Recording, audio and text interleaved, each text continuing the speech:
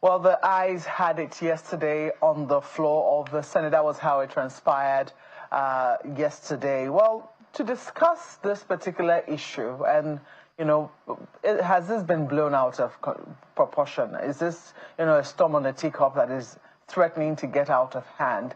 We have with us this morning Abosede George Ogun, who's the Executive Director of Women in Leadership Advancement Network, WILLEN. Thank you so much for coming to Sunrise Elite this morning, Abosede. Thank you so much for having me, Maupe. Good to be here. Well, this is what we saw, and even though, we're hoping to use this to look at the general issues of women in leadership, this particular issue is quite disturbing, because last week we saw what transpired on the floor, or we saw snippets because we're not there, and it's only what the cameras can capture that they will capture and tell us, and we'll make of it what we can. But what we saw transpire last week was supposed to be a disagreement around seats, but it does appear that there is more to it than meets the eye. What is your own reading of what has transpired, and even the comments of some of our colleagues on the floor who think that this has been blown out of proportion? This is not about gender. This is just about disobedience, a refusal to just, obey the rules that we all abide by. Yes. I mean, I think, and I appreciate you sort of maybe nudging us to look at the broader picture, and then we can sort of hone in on this specific case that's before us, right? If you look at the Red Chamber, there are only 4 women, actually. Oh, 4, not 5. Yes. There are 4 women out of 109.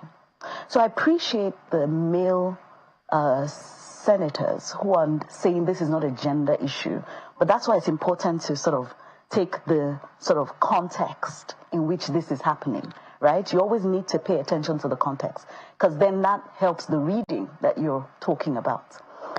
So if you have a chamber that is filled with mostly men, so 105 to 4 women, all duly elected, no doubt, it already paints a picture of the pre-existing challenges, of the difficulty of women getting into those positions. Because I know we want to, there's this, oftentimes we say, oh, is everybody can run, right? But we know, and I think that Senator Akpoti Uduaghan is a great example of what we saw. We sat here during the 2023 elections and observed all the challenges that she had to go through. Then might I remind us as well that she actually didn't win. Do you remember that? She actually won through appeal. Yeah, she wasn't declared. She wasn't declared winner at the time. At the time. Exactly. She had to go to the court. She had to go to the courts. So I'm trying to first paint a picture of the hurdles, right, that female elected leaders have to go through. And so then let's bring it back into current day. Are you saying then that it is difficult to divorce gender from this? Oh, no, absolutely. I am saying that categorically. And that's why I took time for those who might not understand to create the context.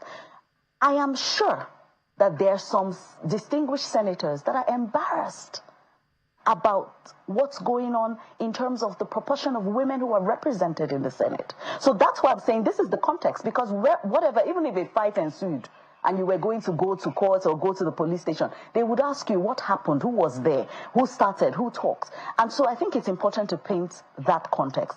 And then if we come to present day, what I find really interesting, and it's really ironical as well, is that the Senate president has also found himself in this same situation a few years ago, videos of which have now resurfaced, right? And I think what I find really interesting is, are we then saying that back then he should have been referred to the ethics committee? Because obviously it's different times, different situations, different scenarios, and different leadership, right? And also different colleagues. And so all of a sudden, the rules that applied then don't apply now. And so as much as people want to make gender issues a petty issue, I'm trying to stay on point as to the fact that we need to look at these two issues. By the way, one thing I find really interesting, if you watch the video, as you said, we don't have the full clip. However, within the clip that we have, it was less than 30 seconds into her standing on her privileges, right? Based on the Senate rules, that the Senate president was he was commenting that the sergeant at arms come take her out. It was less than 30 seconds into that video. As you said, that's what we saw. But into that video, if you look at it, and that tells you, she has not even maybe finished making that complaint. So what have you predicted that is going to be said that makes you think she should already be thrown out? So this is why, as much as people say it's not a gender issue, I do not think you can divorce gender from this. And I think, hopefully before we end this conversation, we can talk about why we need additional seats for women in our legislature. I think it's just high time, because lone voices cannot fight this type of battles. Yeah, but what exactly is the battle? That's the question, Well, I think that's really interesting, right? What exactly is and the as battle? You said, we're not in those chambers. We would love to be a fly on the wall, right? But it's evident, and I think that's why, let's even take the fact, that's why I painted the double standard. That's what I would call that, right? Because in short, in that video, which we saw of the current president a few years ago, he was shouting and, pacing around, while she kept to the, she kept to the law. She kept to the rules of the Senate. She kept standing, but she wasn't giving. So even that clip, to your point, my read on it is she wasn't given a fair chance to actually even protest what she was protesting about. Just a fair chance to finish, and then there could have been a response, which if that came with take her out, whatever it is, that would have happened. But she wasn't. It was 22 seconds, 21 or 22 seconds in. I would like people to go and see that. And that worries me based on what we know. Obviously, if you've listened to other interviews of her, she has categorically said that she feels she is being sidelined. She feels that she's being bullied. These are her words, right? And that, there's more to it. So she has indicated that. But to your point, we don't know what those details are. But we're just reading what we know and sticking to the facts. And that's why I'm saying, let's look at the broader picture. It is bad enough that we don't have women there. By the way, in terms of, the support that she would then get on the floor, that's why I'm saying we need more women in there. Women cannot be lone voices fighting this battle. And, you asked the question of what the battle is. But the battle is the battle of underrepresentation, if you ask me, right? Because if we had half the Senate as women, I'm sure you know that this would look different. Well, I believe that there might be other perspectives, but this is what we are seeing now. She's now been referred to the Committee on Ethics and Privileges, and it's unclear if she's going to get a fair hearing, because when you hear what some of her colleagues have said, I mean, they also feel quite offended. It's interesting we didn't get to hear from any of the female colleagues if they also felt that, she hasn't been, but it's so far so good. We have heard from the men, and we've heard from some of our colleagues who are male. And Maupe, who's going to be in the ethics committee? That's a big question. Your guess is as good as mine, right? Yeah, so there'll be questions as to, even though sometimes some people say the fact that the woman is there, might not exactly make any changes. But I don't know. That is irrelevant. Should I tell you why? Because there is sufficient evidence of what the results of having male leadership has been. So if you look at over the years, right, there is more evidence, to your point, because we've not had enough women, right? We're only able to gather data from a few women who have been both in the high, low chamber, in the Senate and in the House, right? So at the end of the day, there are just too few for us to categorically say, oh, there's no benefits. But we know that there are benefits. Where women have been given an opportunity to perform, we know that there's collective benefit when women lead. Yeah, it's different from when a woman is made chairman by a committee of men. So sometimes some people say, oh, there will be that need to want to overdo. I don't know. I mean, these are some of the things that we have heard. This is the same situation when you hear about maybe the sole black person in the midst of white people. Those kind of little differences sometimes. Maupe, this is the work that I do, and I'm really getting frustrated with us always trying to look for the other side. We have 109 senators, and we only have 4 women. How is this not a problem? And do we need to pick it apart in any other ways, what I'm talking about? It's completely irrelevant. Why, by the way? Because half the population is female.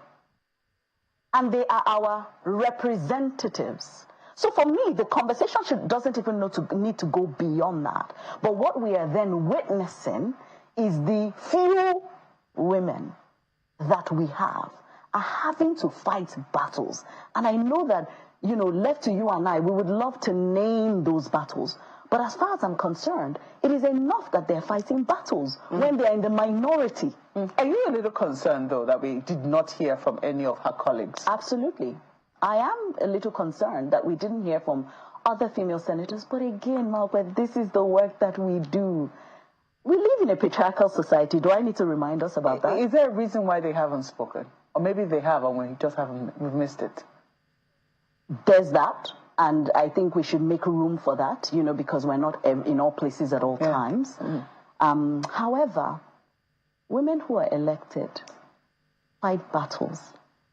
And I think that there is wisdom in choosing the battles that you fight. Indeed. Let me ask you quickly, if they will quickly contrast this. If you think there's a contrast, if you think there's a similarity with what Right Honourable Miranda also, you know, had to wade through last week. Because as I did highlight, it was a tough week for women in politics. It was. We saw on Monday, you know, was it I'm looking for the right words. I'm trying to choose my words very carefully because it does appear that, you know, the DSS has been listening in on conversations that the DSS is saying, look, that was not what transpired. But what we saw on the surface, TV, on the surface, was that there were, you know, heavy security presence. It did appear that the speaker was prevented from, you know, entering the chambers. We also heard that our office was locked. That of the deputy speaker was locked. That of the acting clerk was locked. And you know, the DSS said, "Oh, we were invited." You know, but later on we saw that, you know, people made a way for her to enter the chambers, and, you know, she got a lot of support from even her male colleagues. So I don't know if for you there's any contrast, because clearly she's also fighting the battle. I just wanted to say, what contrast are we talking about? Yeah, she's fighting a battle, but this time around it does appear that within the chambers where, you know, where her position is being challenged, there's support. There's support. Yes. No, so I think what's interesting is there is no contrast. Again, because I want to keep this at a level of not personalities, right, but the broader issue, which I really want to invite people to look at. So I think to your point, what we should be looking out for is patterns, right? Patterns of power dynamics, right? Patterns of the way male elected officials are treated versus female. So I hear them on saying it's not a gender issue, but I still haven't seen, you know, that contention. Because I think with the Right Honourable Miranda, her own challenge is that there was a due process followed. Now, if there are other housekeeping issues, and I'll just term it as housekeeping issues, that is not, you know, and like you said, there's support in there. So again, that's one of those things where we don't know. There's more to it than meets the eye. And that's what I'm trying to say. So if you start to look at the patterns, right, similar to Senator Apoti Uduaghan, there seems to be more than meet the eyes. And the question we should then ask ourselves is, what is this more than meet the eye battle that women have to fight that seemingly their male counterparts don't have to fight? What message should women folk, because really, I mean, as you rightly highlighted, women are 50% of the population. Absolutely. What message, because much as we've been told that, you know, gender is not, this is not about gender, there is no way you have just 4 women in the Senate. I wish I could say National Assembly, but it's the Senate now. When you have 4 women out of 100. But you also have 20 out of 469.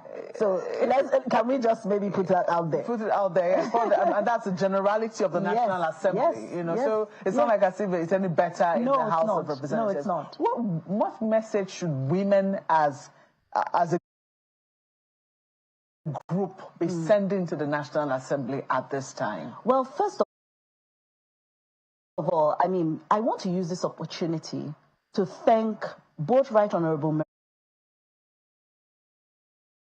Miranda and Senator Akpoti-Uduaghan. Should I tell you why? Because I really believe that they are fighting battles that will make way for the progress that we want to see. And if we don't have an opportunity to thank them, I want to use this opportunity to thank them, because we might not know now, but I'm really convinced that it's only a matter of time before we see the benefit of women who dare to speak up and who dare to rise. So that's the first thing. But what's the message? I think the message is really clear, that we need more women in leadership, Maupe. And that's why I'm saying I'm struggling with the male colleagues that are saying this is not a gender issue. We need more women in positions of leadership, making decisions. So it's very simple, right? We need more men and women in those positions, or rather we need to have men and women in those positions making decisions for men and women. But right now, what we have is mostly men making decisions for men and women. What if the men say, oh, look, this is the reason why we don't want the women? I mean, just for you to follow the rules, your seat was changed. You don't need to be notified. Whenever it is you come in, you're notified of your new seat and you go there. That's what was so big in that, you know. This is the reason why, you know, we don't, I mean, I'm just playing it out. Senator Akpabio did the same thing he's male, no? We have to remind them, right? And that's the double standard, right? Because it was, I don't know if you think that they were different scenarios, but it was the similar scenario. As I said, context and different things might be slightly different. But why are we using a different scale? Yeah, you mentioned the fact that he wasn't referred to ethics, but I also heard in that whole old clip, he apologized. Senator because he probably thought he had done something wrong. I think in this case, what is happening, based on what we saw, especially if that is all that transpired, I guess the question I would ask you is, do you think an apology is relevant? You know, was it a case of she caused chaos? It appeared to me that she was standing on Senate rules. So unless there is something else she should be apologizing for, right? And I mean, the point about, you know, the Senate is not a social media space or whatever it is. Nobody wants it to be. Actually, Nigerians have serious issues that we would really appreciate if our senators prioritized. And I think it's a fine place to leave it. Abosede, it's always wonderful speaking with you. Abosede George Ogun is the Executive Director of Women in Leadership Advancement Network, WILAN. It was not my intention to leave you out of this, but time and tide, they say, waits for no man. We'll be back in just a moment with another issue. Please stay with us.